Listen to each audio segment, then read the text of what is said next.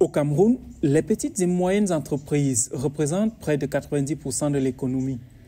Pourtant, elles continuent de faire face à des défis structurels tels qu'un accès limité au financement, un encadrement insuffisant et la prédominance du secteur informel. En vue de l'élection présidentielle du 12 octobre 2025, l'importance des PME et la création d'emplois deviennent des enjeux de la campagne électorale. Entre 2019 et 2024, nous avons enregistré une croissance spectaculaire du nombre de petites et moyennes entreprises au Cameroun. Nous sommes désormais à 444 302 unités et comparé précisément à ce que nous avions à l'époque en 2019 où on avait sensiblement un peu moins de 240 000 PME.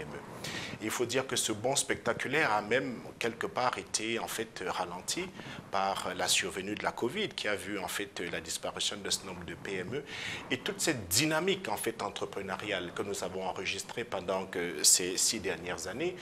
D'après les données du ministère des Petites et Moyennes Entreprises, de l'économie sociale et de l'artisanat, le Cameroun comptait 3,7 millions d'acteurs exerçant dans le secteur informel en 2024. Toutefois, selon Achille Basilekin III, ministre camerounais des PME, de l'économie sociale et de l'artisanat, la croissance des PME démontre la vitalité de l'esprit entrepreneurial au Cameroun. Le ministre souligne le rôle des incubateurs, de l'accompagnement technique et des dispositifs de financement soutenus par l'État dans cette croissance.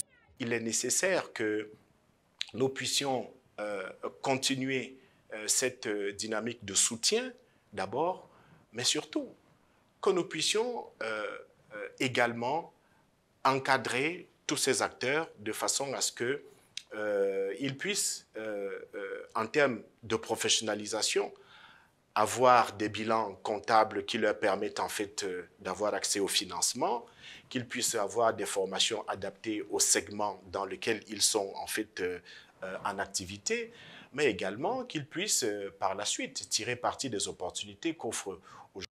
Afin de maintenir ces progrès, le gouvernement a accordé près de 200 milliards de francs CFA de garantie chaque année depuis 2022, en plus de nouer de nouveaux partenariats avec des organisations telles que la Banque africaine de développement, la Banque islamique de développement et la SFI.